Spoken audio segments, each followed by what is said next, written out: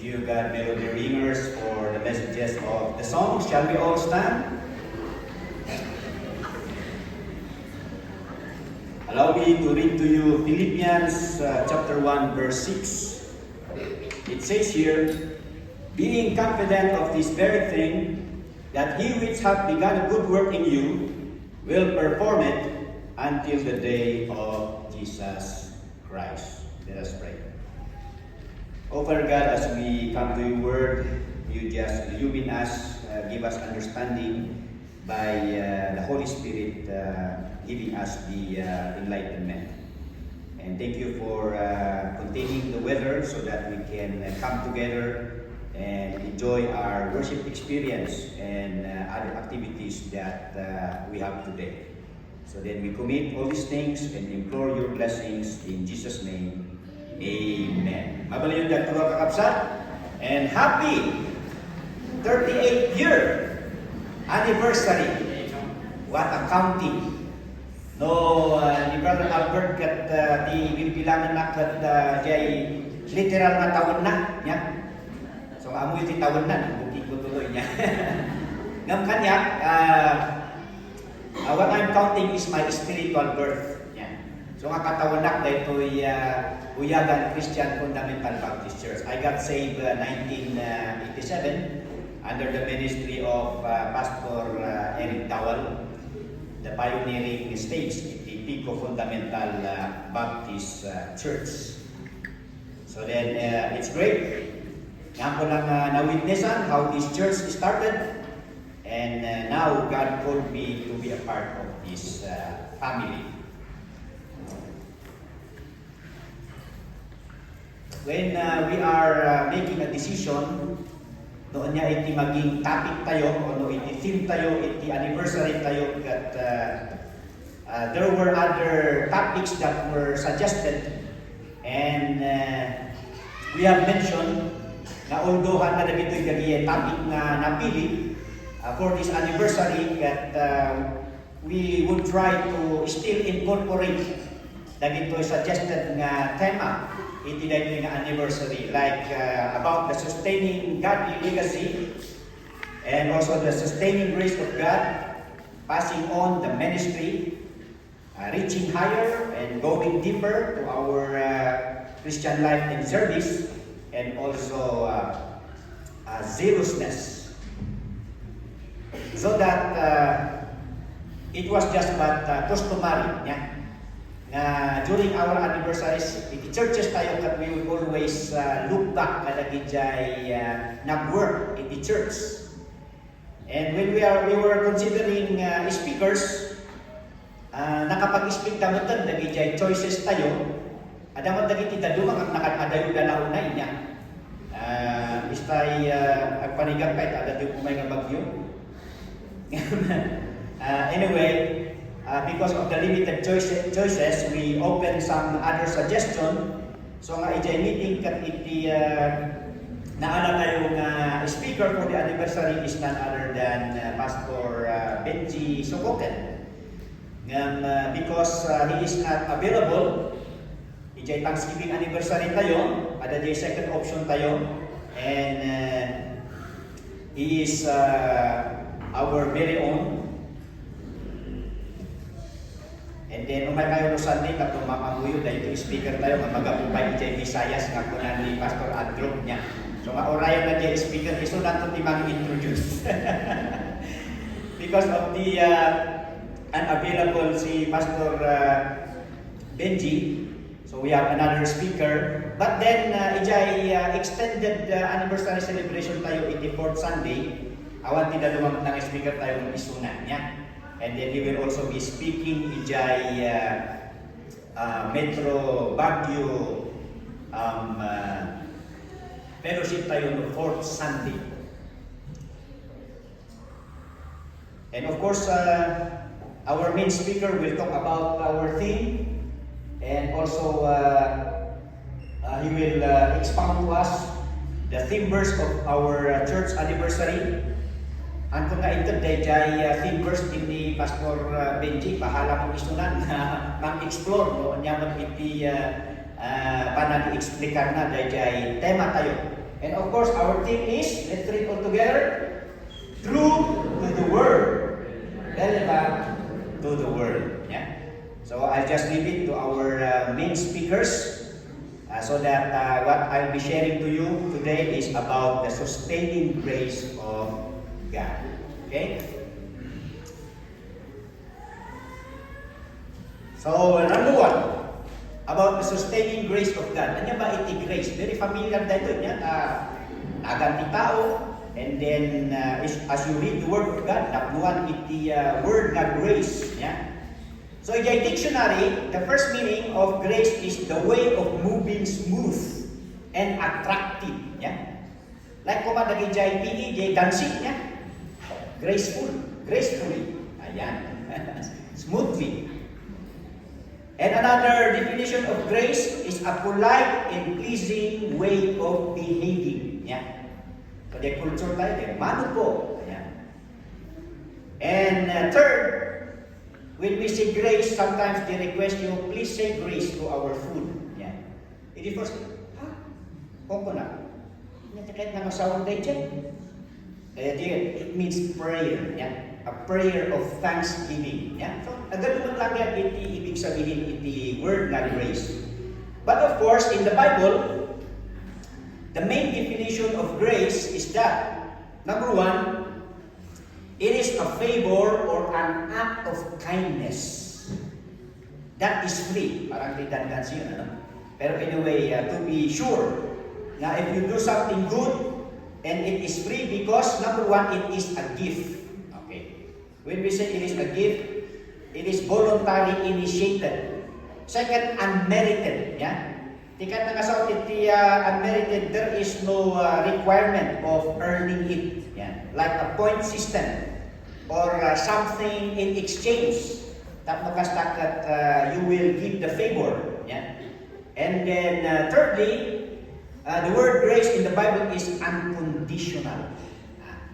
When we say unconditional, you cater your favor, your good deeds to either a good person or a bad person. And of course, this is rooted to the Greek meaning of grace, which means charis, which is kindness, unmerited favor, and divine influence.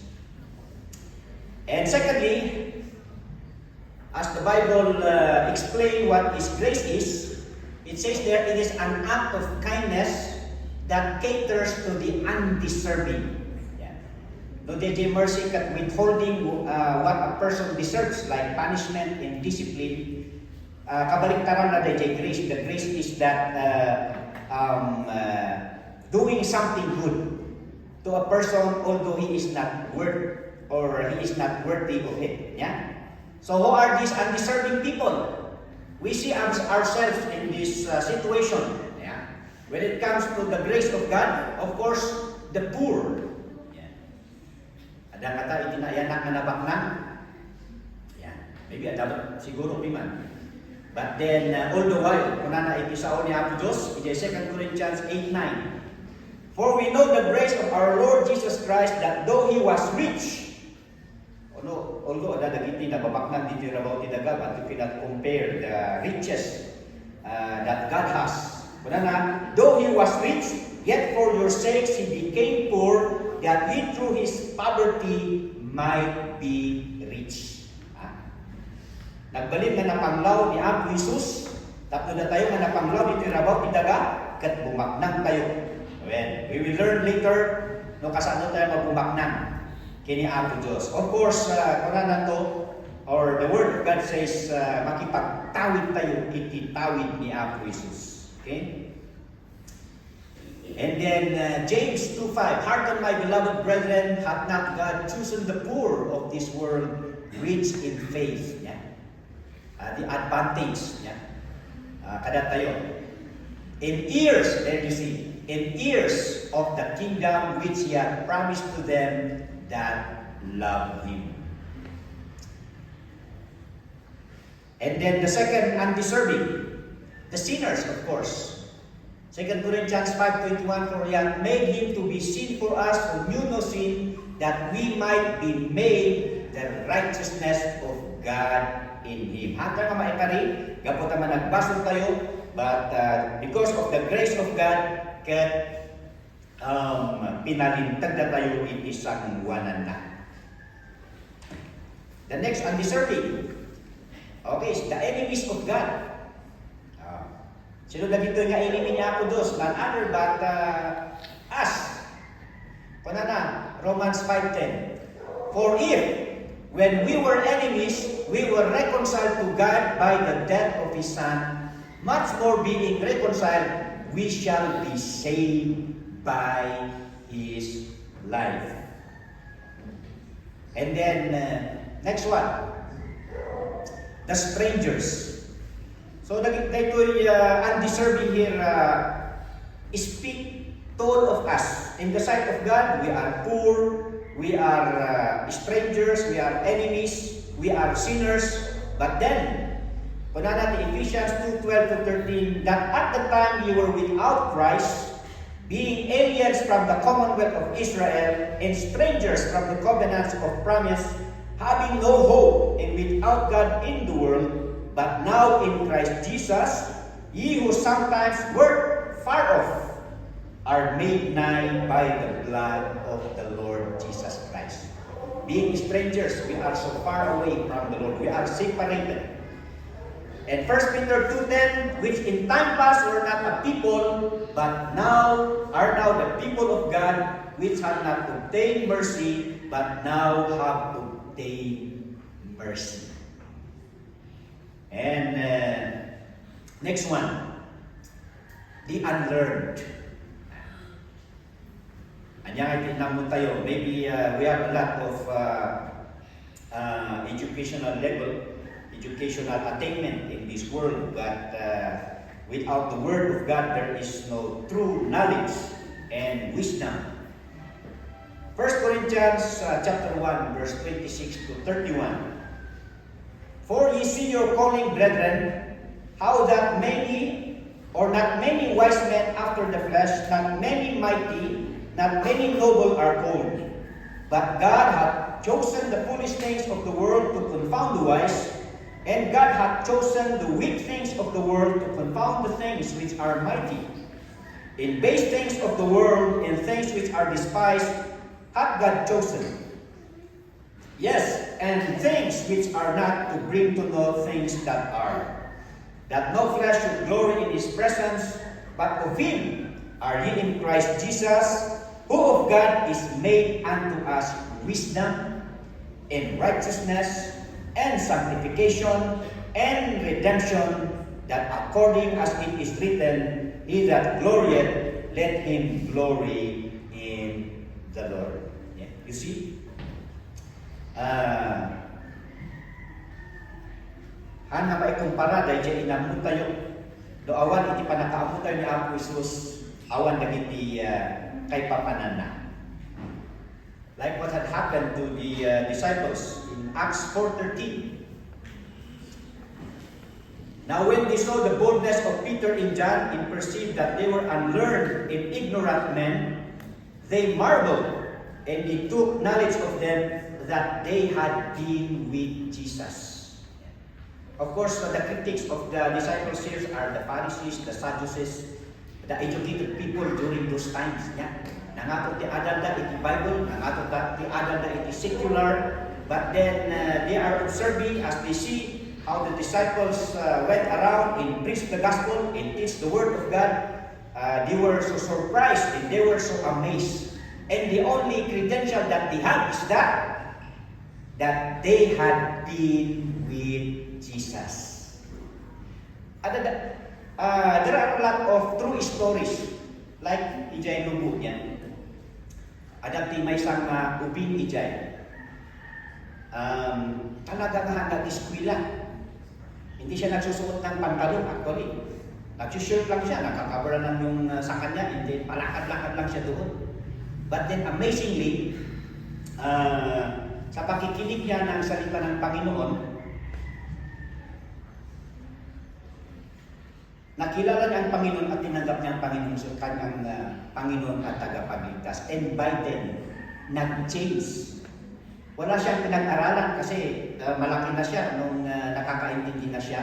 But then one thing good sa kanya is he is so eager to learn the Word of God. And by learning the Word of God, natuto siyang magbasa. Hindi lang siya natutong magbasa, natuto siyang kumanta. At naging normal yung buhay niya.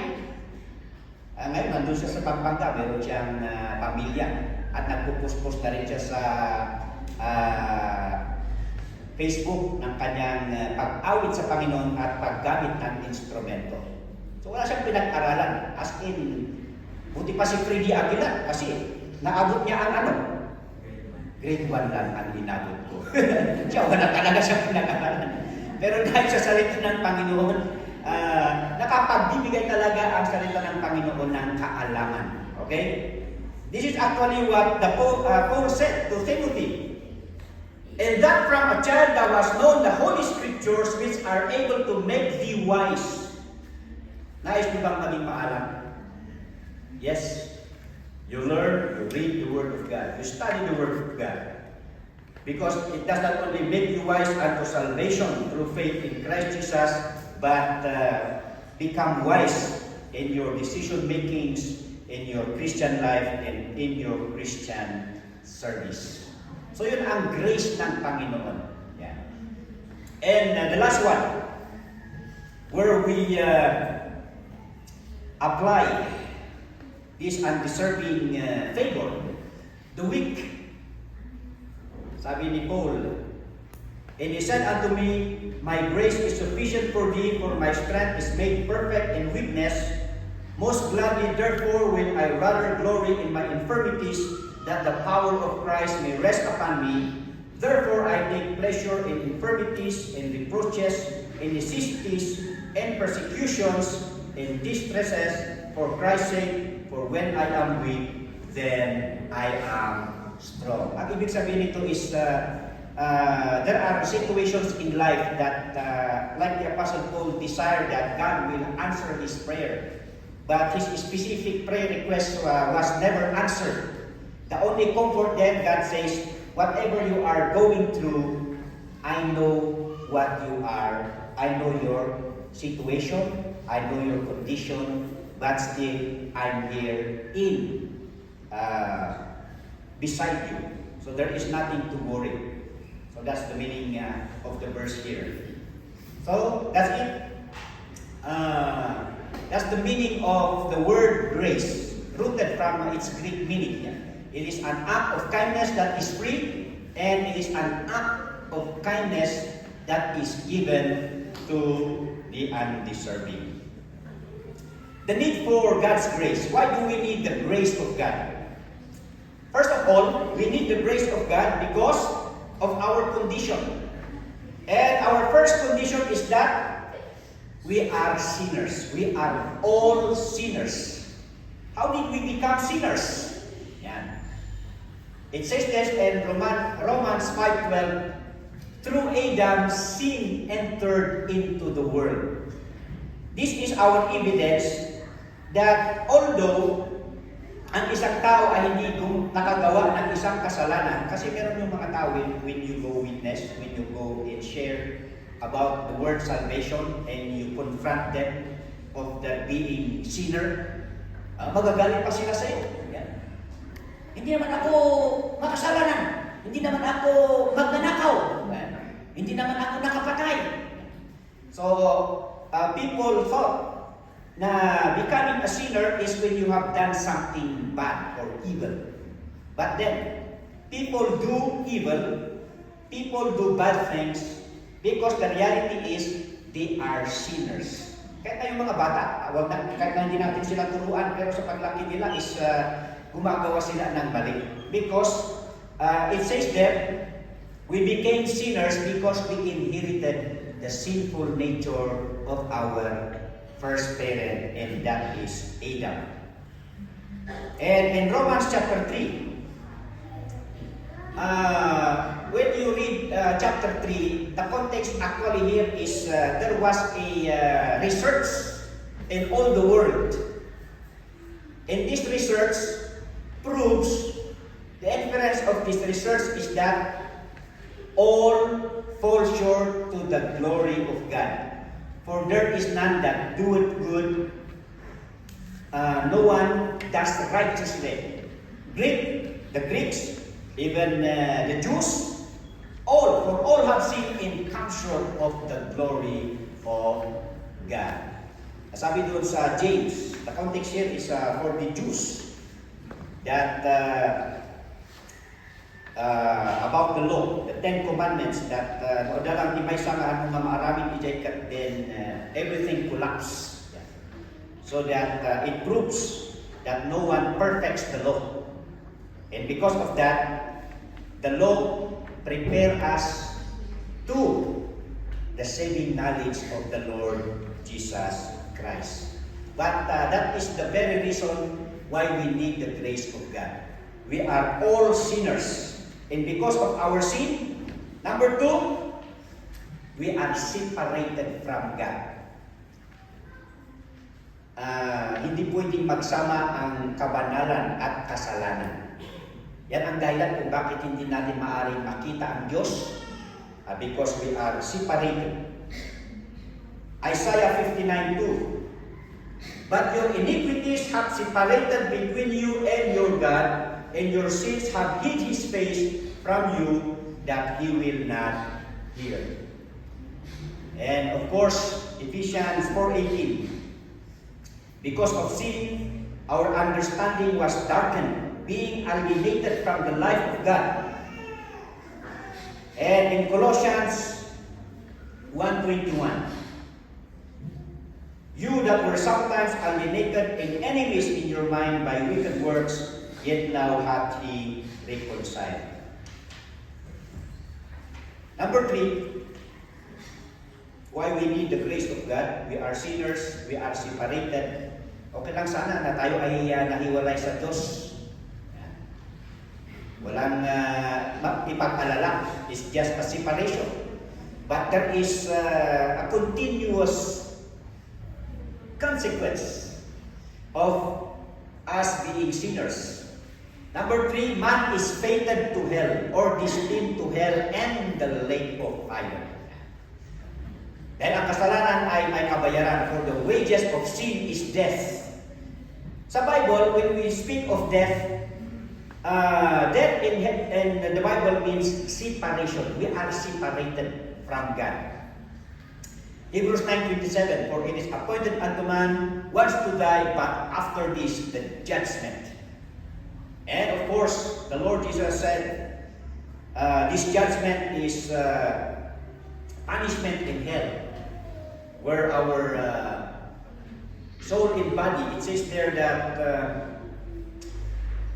and fear not them which kill the body, but are not able to kill the soul, but rather fear him which is able to destroy both soul and body in hell.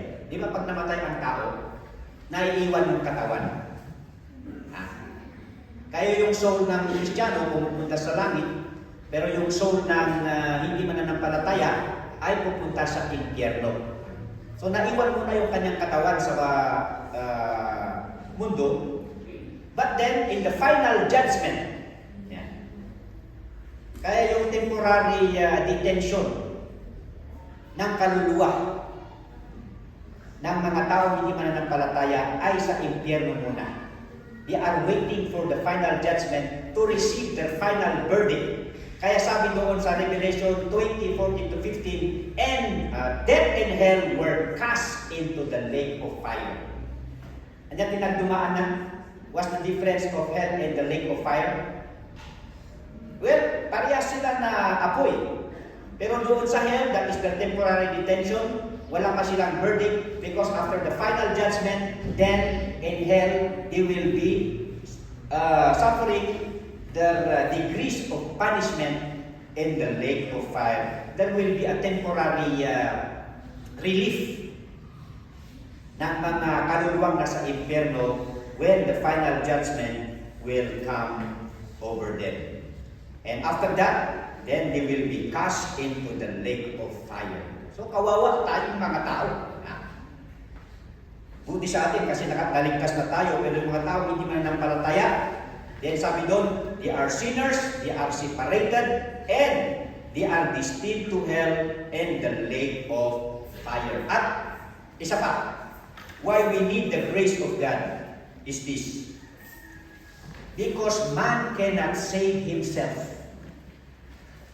Kahit na ano ang gawin mo, hindi mo matulungan ang iyong sarili para mailigtas ang iyong sarili. Because Ephesians 2:8-9, for by grace are ye saved through faith, and that not of yourself. Yung yourself there means it's not by good work, your goodness. Not by being good. Kaya nga sa impyerno, maraming mga taong nasa impyerno na mas mabait pa kaysa sa mga Kristiyano. Oo. Bakit? Dahil sa kanilang kabaitan, akala nila yun ang makapagliligtas sa kanila at ayaw nilang maniwala sa Ebanghelyo ng Panginoong Hesus. Malaking insulto yan sa Panginoong Diyos. And because of that, they have trusted their own self, and then they will suffer in hell and in the lake of fire. Number 2, he cannot be saved by his goodness and by his good works. Kasi sa religion yan, sa religion is that gumawa ka ng mabuti, mabait ka na nga, and then marami pang suggestions ang mga religion na gawin natin mabuti, maganda, para maisigurado natin ang ating kaligtasan. Pero hindi mo nakakapagligtas. So man cannot save himself by his goodness, by his good works, because in Isaiah 64:6, it says there, but we are all as an unclean thing, and all our righteousness are as filthy rags, and we all do faint as a leaf, in our iniquities, like the wind, have taken us away. Comparing yung goodness natin, yung kabaitan natin sa kabanalan ng Diyos, malayo. Hindi natin maabot. Kaya nga sabi doon, we all fall short from the glory of God. So never qualified. That is the very reason why we need the grace of God. We are headed to hell, and we cannot help ourselves with our own effort to save ourselves. Next, we thank the Lord for a loving God and a merciful God. Because of our condition, He displayed His grace. So this is His gracious provision of salvation. In Romans 5:15, but not as the offense, so also is the free gift. For if through the offense of one many be dead, much more the grace of God and the gift by grace, which is by one man, Jesus Christ, hath abounded unto many. Kung sa isang tao, si Adam ang dahilan kung bakit lahat tayo ay naging makasalanan, ngunit sa isang tao rin, walang iba kundi ang Panginoong Hesus na tayo ay magiging matuwid sa harapan ng Diyos. So out of love, in order for us to be saved, God provided His Son. John 3:16, we are so familiar. Memorize pa natin? Go. For God so loved the world that He gave His only begotten Son.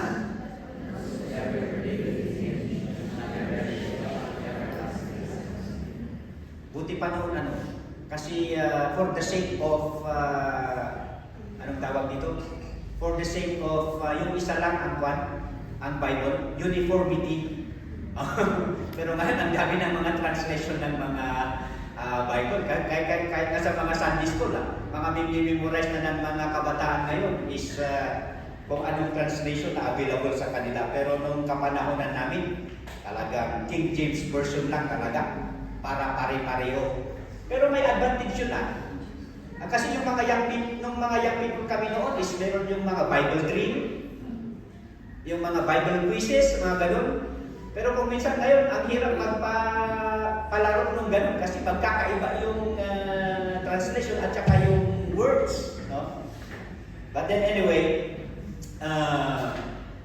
out of love, God provided His Son. He gave His Son. Binigay niya ang kanyang bubugtong na anak. Not only na binigay ng Diyos ang kanyang bubugtong na anak, kundi pinadala niya yung kanyang anak. He sent His Son. 1 John 4:9.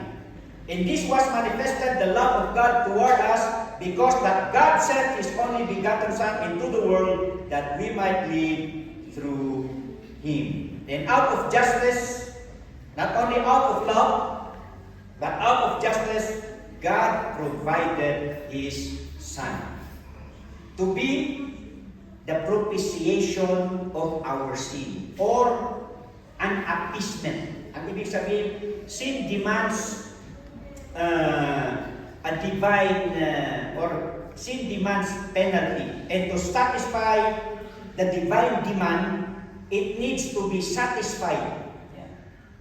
And we are so grateful because God gave us His Son to be the propitiation or the appeasement of this judgment. Romans 3:24-26, being justified freely by His grace through the redemption that is in Christ Jesus, whom God hath set forth to be a propitiation through faith in His blood, to declare His righteousness for the remission of sins that are past through the forbearance of God. To declare, I say, at this time His righteousness, that He might be just and the justifier of him which believeth in Jesus.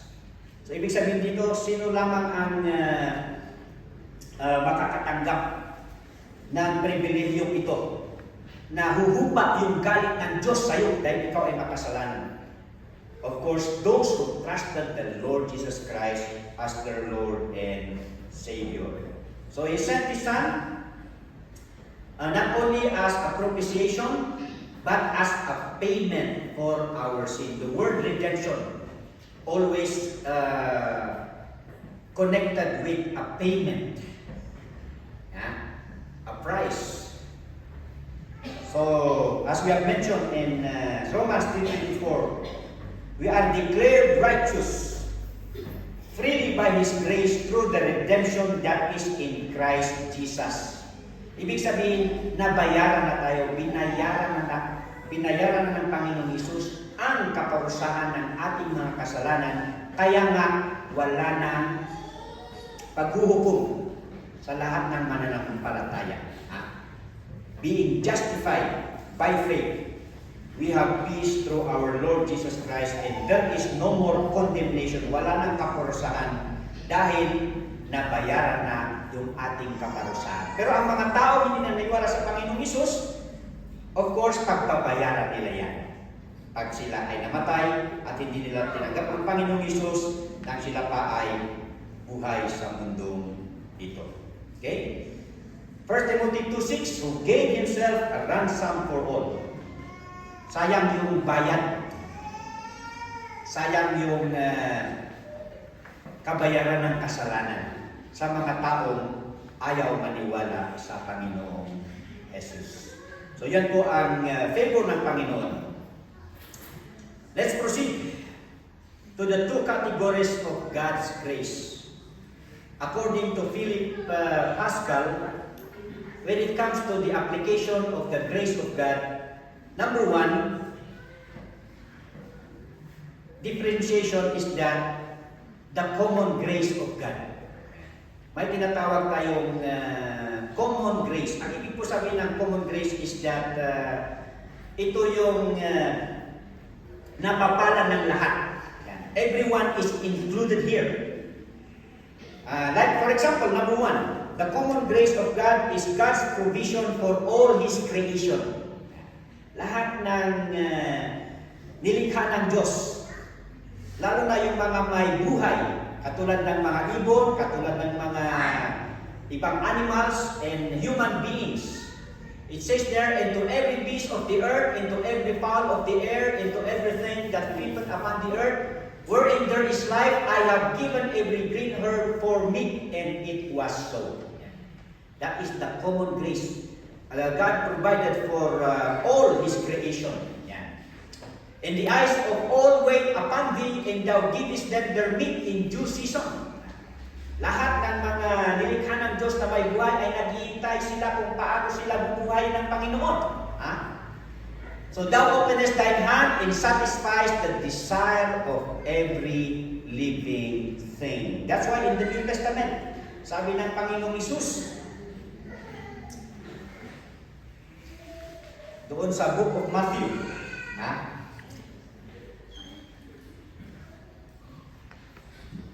God's provision for all mankind, Matthew 5:45, He maketh His sun to rise on the evil and on the good, and sendeth rain on the just and on the unjust. That is what we call common grace. Ma-imagine ninyo, for example sa farm, tapos ang inuulanan lang ng Panginoon, yung garden ng Kristiyano, tapos yung hindi Kristiyano, walang ulan. Pero hindi, pare-parehas. We all benefit with this common grace of the Lord. 1 Timothy 6:17, charge them that are rich in this world, that they not be high-minded, nor trust in uncertain riches, but in the living God, who giveth us richly all things to enjoy. Lahat. Kaya nga sabi ng Panginoong Hesus, huwag tayong mag-alala, lalo na sa ating mga Kristiyano. Ang mga ibon na ay pinapakain ng Panginoon. Ang mga lilies of the fields, sila ay dinadamitan ng Panginoon. So that we are much greater, kada dito'y animals and flowers. So that God has this grace to all of His creation. And the common grace of God would someday make all people accountable before Him.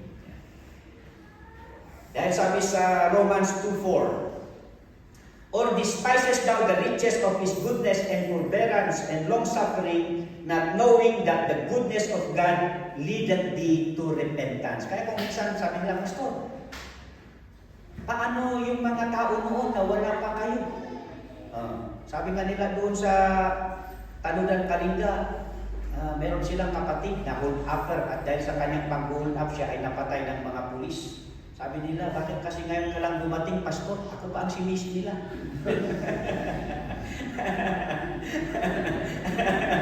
Palay ko, hindi ko naman alam na may nangyaring gano'n. Sinisi pa nila ako. Bakit ngayon ka lang dumating? Sana kung nandito ka pa noon, ay nakadinig na siya ng salita ng Panginoon. So sabi ko, well, when we look at the Word of God, maraming mga paraan ang Panginoon para iparamdam niya sa tao na kailangan niyang hanapin ang Diyos na lumikha at hanapin din kung paano siya mailigtas yung kanyang sarili. Yan. Meron na yung isang tribal leader, nung nakita niya yung surroundings, nag-pray siya, Lord, I know that you are a powerful being who created these things, and please send someone to give me enlightenment. And not long, dininig ng Panginoon yung kanyang prayer. Kaya pinadala siyang missionary at naintindihan niya na ang Panginoong Diyos ang siyang lumikha. So that we are accountable, although kahit na wala yung salita ng Panginoong Jesus, wala pa yung Ebanghelyo, but we can understand God through His creation, not only through His creation, but sa kabutihan ng Panginoong Diyos. Kaya kasabi dito, huwag mong maliitin ang magandang loob ng Panginoon. Dahil ito ang magdudulot sa iyo in the future to face the judgment of God. Kaya nga sa Romans 1:20, it says there, so that they are without excuse. Dako naman tayo doon sa isang level ng grace ng Panginoon. So that's the common grace of God. The second is the efficacious grace of God. Ano ang ibig sabihin ng efficacious grace? In our definition, it says there, according to Philip Pascal, the efficacious grace of God is another level of God's grace that is special and distinct only to those who receive it. So aside from the common grace of God, meron pang mas malalim, mas mataas na biyaya ng Diyos. And this is the efficacious grace of God. To understand more according to him, number 2, this is the wonderful work of God through the Holy Spirit, which causes an internal and eternal transformation of man from the saving knowledge of the Lord Jesus Christ. This efficacious grace, matatanggap mo lamang ito sa Panginoong Hesus. Dahil ito yung biyaya ng Diyos, the continuous work of God in our life. Inside us, that is eternal. Ito yung mga sinasabi ko sa mga nag-attend ng baptism class. All we know, nung tumanggap tayo sa Panginoong Hesus, all we know is that we are not going to hell. Di ba number 1 yun? And we know that when we die, we are going to heaven. Yun lang naman ang alam natin. At the point of salvation. Pero when we come to study the Word of God, ang dami palang nangyari nung tinanggap mo ang Panginoong Hesus. Ito yung sinasabi sa Ephesians 4:3, spiritual blessings. Kaya magandang mag-aral ng salita ng Panginoon. Huwag tayong kontento na, salamat. Ay, anong oras na mamatay ako sa langit, ako pupunta, hindi ako pupunta sa impyerno. Marami pang katotohanan na nangyari sa iyo nung tinanggap mo ang Panginoong Hesus at pag nalaman mo ito, tutulungan ka niya para maging malakas at masipag sa paglilingkod sa Panginoon. Okay? Number 3, it is the remarkable product of the grace of God, or the product that the grace of God can do or make. Efficacious, the root word, efficacy. This is the power to produce a desired result or effect. So ano ngayon yung mga efficacious grace of God na ating natamo nung kinilala natin ang Panginoong Hesus bilang Panginoon at tagapagligtas? Letter A. All the supporting verses ay meron siyang grace. Because of God's grace, ito ang mga bagay na nangyari sa iyo. At mangyayari sa iyo kung tanggapin mo ang Panginoong Hesus, kung hindi mo pa siya tinanggap sa iyong buhay. Number 1 is our acceptance in the Beloved. To the praise of the glory of His grace, wherein He hath made us accepted in the Beloved. Sino kaya ang Beloved? Of course, there is no other Beloved, the Lord Jesus Christ. God Himself declared, "This is my beloved Son, of whom I am well pleased." Jesus is not only the beloved, but of course, Jesus is the bridge to God. Siya lamang yung tanging makapag-uugnay sa atin, sa Diyos na lumikha sa atin. Okay? Another one. Ito ang nangyari sa atin nung tinanggap natin ang Panginoong Hesus. The full payment of sin penalty. Yung kaparusahan ng ating kaligtasan. And because of that, nabayaran tayo. It entails forgiveness and our complete sanctification before God. Dahil kinilala mo ang Panginoong Hesus, kasali ka doon sa nabayaran niya ang kaligtasan, at dahil dyan sa iyong paniniwala, ikaw ay napatawad na. And because na napatawad ka na, wala ka ng kaparusahan, hindi ka lang napatawad, kundi malinis ka na sa harapan ng Diyos. Ang pagtingin na ng Diyos sa iyo ay hindi ka na makasalanan, datapwat ikaw ay banal or santo or matuwid sa harapan ng Diyos. Ephesians 1:7, "In whom we have redemption through His blood, the forgiveness of sins, according to the riches of His grace." Ano ba? Pwede natin i-omit yan. Next. Salvation and heaven citizenship. Gustong-gusto ko yung verse na ito. It says there, even when we were dead in sins, that's our previous condition, patay tayo sa harapan ng Diyos, hath quickened us together with Christ, by grace are ye saved. And hath raised us up together and made us sit together in heavenly places in Christ Jesus. Anong ibig sabihin yan? Hindi naman tayo literal na inilagay sa taas, katulad ng the Apostle Paul, that according to him, he was discipled in the third heaven. Pero the implication there is, nung tinanggap ng Panginoong Diyos, hindi ka lang naligtas, ngunit ikaw ay isang naging citizen of heaven. He raised you up together and made us sit together in heavenly places in Christ. Next one. Medyo marami-rami ito. Justification from sin. Ang ibig sabihin ng justification, yung sabi ko kanina, hindi ka lang nalinisan, napatawad, okay lang sana yun. But this is a court decision making that after which they gave a final statement, a verdict. Ayaw na tinanggap mo ng Panginoong Isus, hindi ka na makasalanan, ngunit ikaw ay matuwid sa harapan ng Diyos. Justified.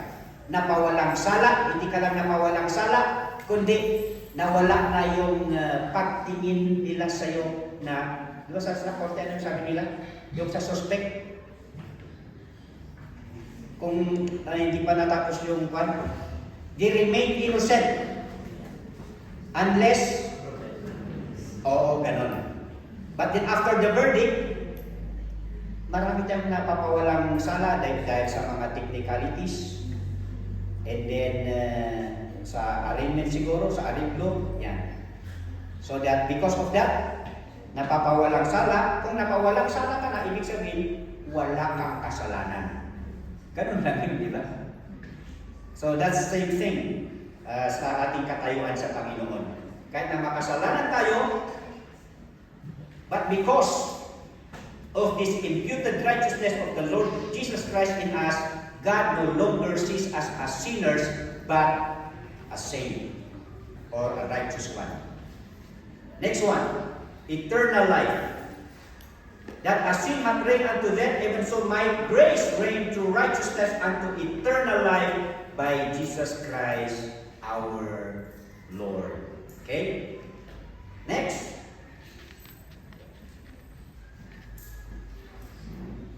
He made us a recipient of God's inheritance, an heir.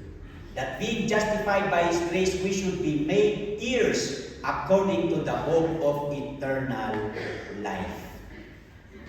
Mga kapatid, kayo na mga walang mana sa mundong ito, huwag kayong mag-alala. Dahil ako rin, wala rin akong mana sa mundong ito. All the inheritance that I hope for is the inheritance that we receive from the Lord Jesus Christ. Sabi diyan, the Spirit itself beareth witness with our spirit that we are the children of God. And if children, then heirs of God, and joint heirs with Christ, if so be that we suffer with Him, that we may be also glorified together. Joint heirs. Ito yung sinabi ko sa inyo, no, kung meron kayong papel, merong et al, na totally nasa inyo yun. No? Kundi may kasama kayo doon. Baka nandun din ang pangalan ko, baka kasali ako doon sa it-al. So yun yung nangyari sa atin. Nung tinanggap natin ang Panginoong Isus, we became joint heirs with the Lord Jesus Christ. Totoo ito. Parang sabi-sabi lang yan. Hindi, this is true. Because this is the Word of God. And next one, by the grace of God, God gave us the enablement to do good. Kasi sabi ng Panginoong Jesus, walang sino mang mabuti. Iisa lamang ang mabuti. And who is that? Ang Panginoong Diyos. Pero through the Lord Jesus Christ, it says there, 2 Corinthians 9:8, and God is able to make all grace abound toward you, that ye always having all sufficiency in all things may abound to every good work. Sabi natin, mayroon namang mga hindi Kristiyano na mas mabait pa sa Kristiyano. But in the eyes of God, those goodness are not counted. Yan. So sayang lang yung kabutihan ng tao, sayang lang yung magandang loob ng tao kung wala ang Panginoon Jesus. At tayo na mga Kristiyano, doon nag-struggle tayo sa pagiging mabait, pagiging mabuti, but through the Lord Jesus Christ that is in us, He gives us the enablement kung tayo ay magpasakop sa Kanyang banal na Espiritu. Because Galatians 5:22 says, but the fruit of the Spirit is love, joy, peace, long-suffering, gentleness, goodness, faith, meekness, temperance, and so on. And the next one, the grace of God, is the God-given ability in Christian service or ministry. Ang ibig sabihin ng God-given ability, ito yung tinatawag na spiritual gift.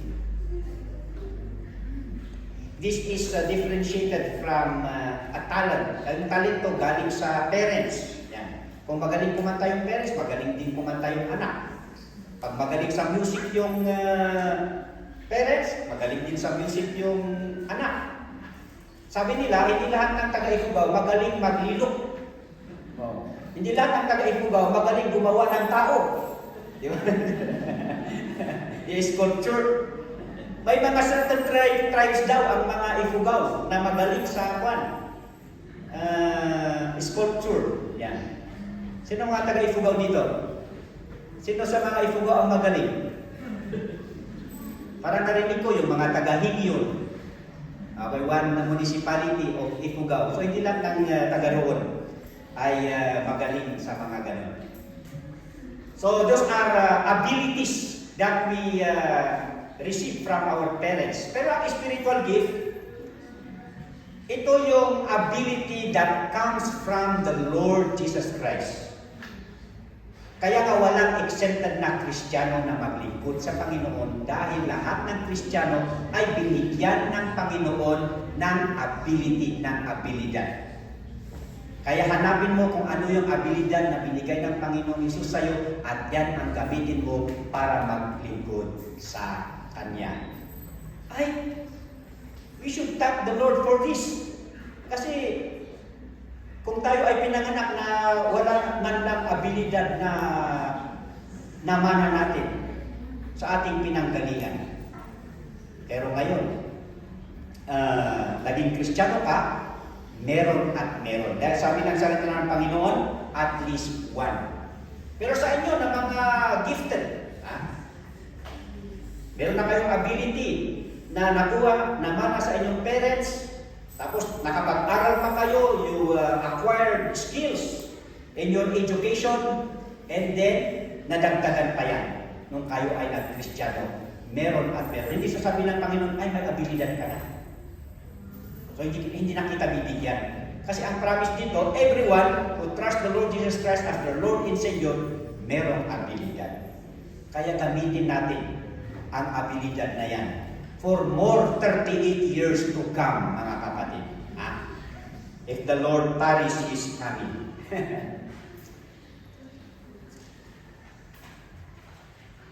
Next one.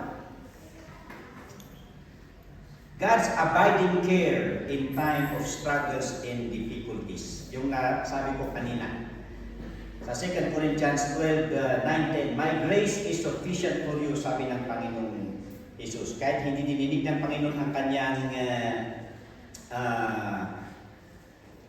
hinihiling, the thorn of the flesh. According to Bible scholar, sakit sa mata ito. So, mahirap naman talaga mag-study sa salita ng Panginoon. Sasakit talaga yung mata mo. But then, kahit na hindi dinidig ng Panginoon, huwag kang mag-alala dahil alam ko yung nararamdaman mo at tutulungan kita, sabi ng Panginoon kay Apostle Paul. And the next one is our access to God in prayer. Because of the favor of God. Bakit? Ang akala mo ba madaling manalangin sa Panginoon? Hindi Mas pribilehiyo tayo ng mga Kristiyano ngayon dahil na doon sa Old Testament. Yung pinag-aaralan natin yung Old Testament. Ang tao para makalapit lamang sa Diyos ay kailangan niya muna magdala ng animal. At hindi basta-basta animal. Dapat animal na healthy at walang mga sakit o anumang mga ibang kulay. Dapat pure. Yan. And we do the animal bird sacrifice. Kahit na nagdala ka pa ng bird offering mo, hindi ka pa rin makakalapit sa Panginoong Diyos. Bakit? You need a mediator. That's the work of the priest. Sila yung kukuha ng prayer request mo at sila ang magsasabi sa Panginoon at hintayin ng priest yung sabihin ng Panginoon and then ibabalik nila sa iyo kung ano yung sabi ng Panginoon. So mahirap ang mag-pray noon.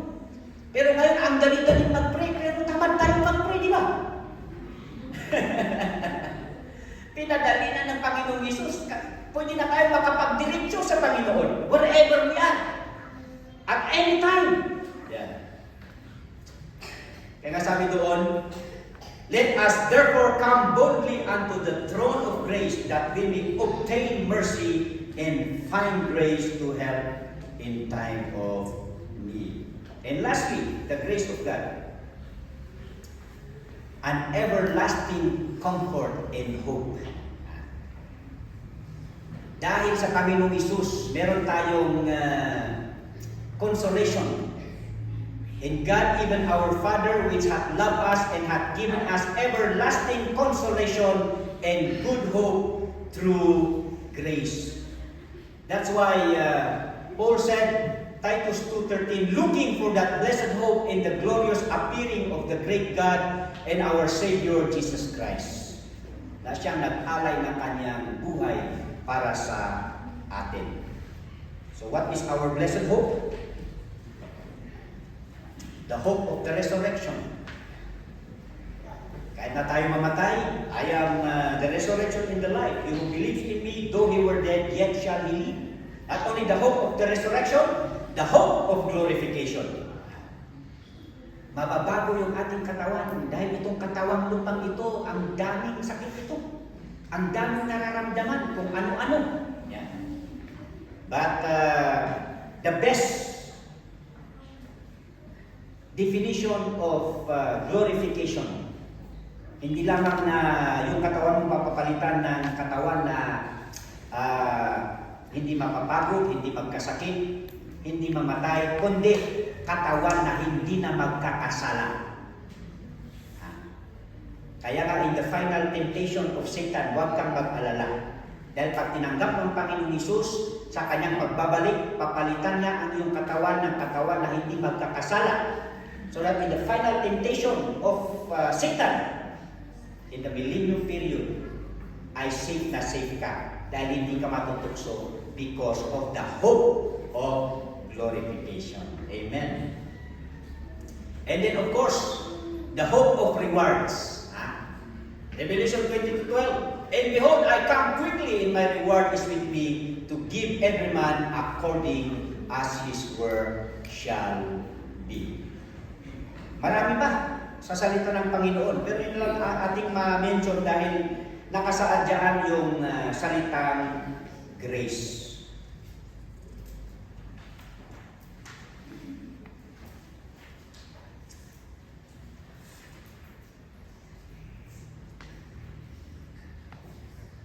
Alright. Lastly, the sustaining grace of God.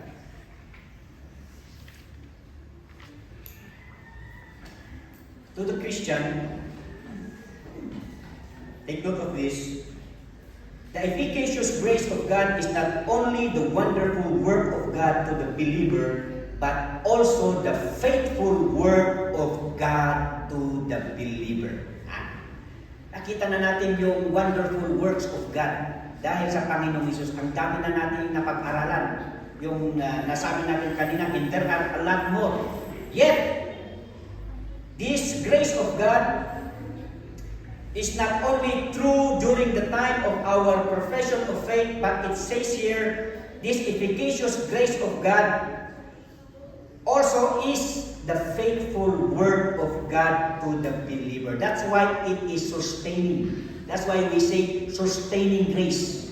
Dahil hindi ito nagbabago. Hindi ito nawawala. Permanent ito.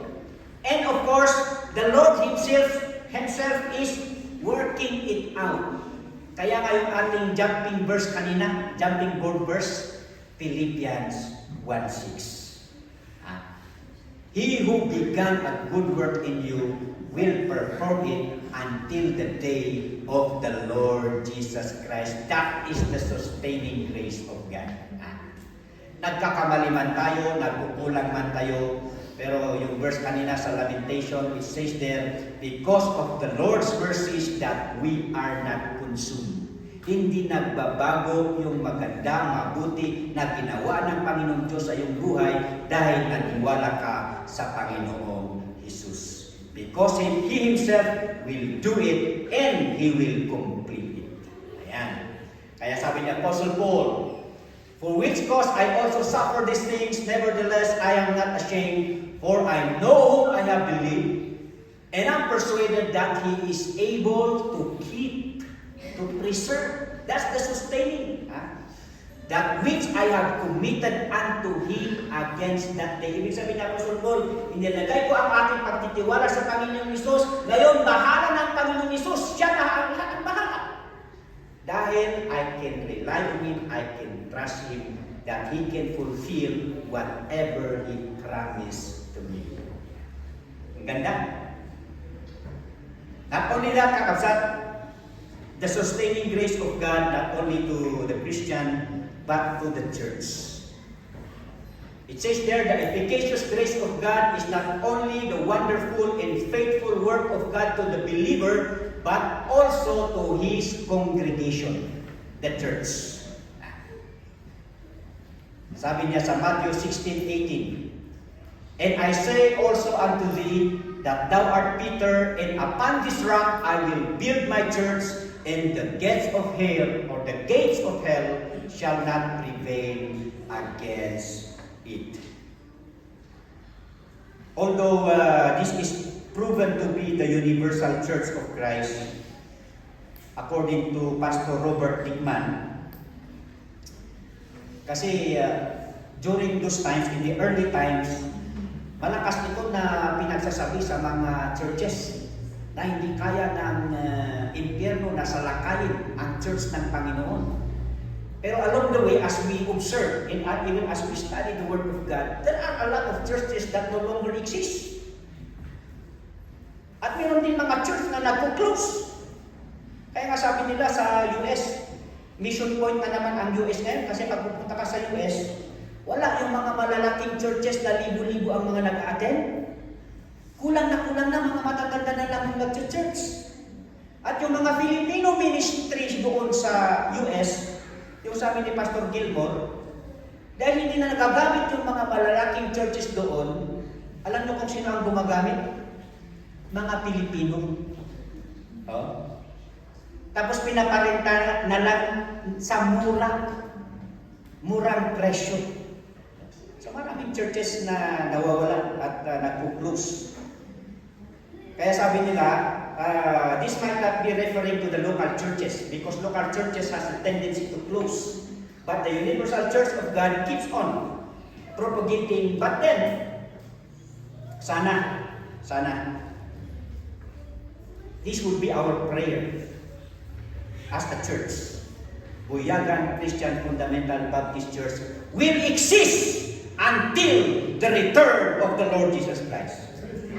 Amen. Is that a good prayer? Sana hindi tayo magiging kwento na lamang. Kasi maraming mga churches na naging kwento lamang. Wala na sila. They are no longer existing. And if we belong to the end time church, then this is our prayer. Na sana isa tayo sa mga churches na aabutan ng Panginoon sa kanyang pagbabalik. Amen. That's right. So I will build my church. Let me conclude of the 4 implications as we celebrate our 38th anniversary in this one among of the goal that we are praying. Because as you see, the Lord's declaration when He said, I will build my church and the gates of hell shall not prevail against it. Number 1, that we can see here. The first implication is the achievement of the church. Jesus said, I will build my church. What's the purpose of the church? Of course, we are to keep accomplishing the purpose of the church until He returns. And the purpose of the church is to worship. Let the word of Christ dwell in you richly in all wisdom, teaching and admonishing, singing psalms, and so on. Number 2, equipping. This church exists to worship the Lord. Amen. This church also exists for the edification, for the building up of the Christian lives of its members. That's why He gave apostles, prophets, pastors, evangelists for this purpose. And thirdly, for soul winning. Winning souls, mission, evangelism. This is the Great Commission. The second implication of the church is not only the achievement of its purpose, but secondly, the vigilance of the church. Because it says here, the gates of hell are against the church. So we expect an enemy, we expect opposition, and the working of the enemy to destroy the church. So that by vigilance, we need to be active in the Lord because of the enemy attack at any time. Ayaw ng Panginoon, ayaw ng kaaway ang programa ng Panginoon na church. Kaya sabi doon, let us be very cautious. In order for us to be preserved, let us keep on being active in the Lord. Is that a good commitment? Until the Lord Jesus Christ, active tayo. Ano ba yung nagkwento, may nagtanong na nagkumustahan ata ng membro? So yung isa sabi niya, ay, doon sa aming church, 100% active. Oh. Dahil 50% active sa Panginoon, yung 50% active sa mundo. Active na naman, 100%. Pero yung kalahati, magkaiba. But then, it says there, we need to be vigilant. Be sober, be vigilant, because your adversary, the devil, is roaring. It's like a roaring lion walking about, seeking whom he may devour. That's why we need to put on the whole armor of God, because the enemy would not stop to attack and destroy the work of the Lord. Thirdly, we can see here the defense of the church. So not only the achievement, the vigilance, but the defense of the church. Because the Lord Himself says, the gates of hell shall not prevail. Hindi matatalo ng kaaway ang church. Well, this can only be possible. Sabi nga natin, marami namang mga churches na naging kwento na lamang. But in order for us to keep existing, we need to keep guarding the legacy of faith and practice of the church passed on by the Lord Jesus Christ to the disciples and our fathers of faith. Kailangan ingatan natin, bantayan natin na hindi masira ang ministry, ang church ng Panginoon. Kaya sabi diyan, Beloved, when I gave all diligence to write unto you about the common salvation, it was needful for me to write unto you and exhort you that ye should earnestly contend for the faith which was once delivered to the saints. Yan ang mga problema sa mga churches ngayon. Ang magkakaiba kung ano-anong mga pumapasok na klase ng katuruan na sumisira sa gawain ng Panginoon. Do we want to exist until the return of the Lord Jesus Christ? Not only that we keep achieving, not only we keep being vigilant, but we need to keep defending the legacy of faith entrusted to us by the Lord Jesus Christ and our fathers of faith. And the last implication that we can see about the church is the advancement of the church. I will build, that's the word. So let us not only guarding the legacy of faith, but we keep passing on the legacy of faith and practice of the church to the next generation to achieve a long-lasting existence of the church. Yan ang isa kung bakit maraming churches na nagko-close. May mga churches tayo na walang next generation. Hindi natuturuan yung kanilang mga young people, yung kanilang mga anak. So, nawawala sila. So, pag namatay na lahat ng mga matatanda, wala na. Yun ang karamihan na nangyayari sa mga ibang bansa. And even some of our churches in the Philippines. So, we need to keep on passing on the legacy. 2 Timothy 2:22, "In the things that thou hast heard of me among many witnesses, commit thou to faithful men who shall be able to teach others also." For a recap, for the application, mga kapatid, we want to exist until the coming of the Lord, so that we are to keep accomplishing the purpose of the church. This is worshiping, equipping, soul winning. Number 2, we are to keep ourselves active in the Lord because of the enemy attack and opposition. And we are to keep guarding the legacy of faith and practice passed on by the Lord Jesus Christ, and we keep passing it on to the next generation for a long-lasting existence of Buyagan Christian Fundamental Baptist Church. Happy 38th year anniversary, Kakasal.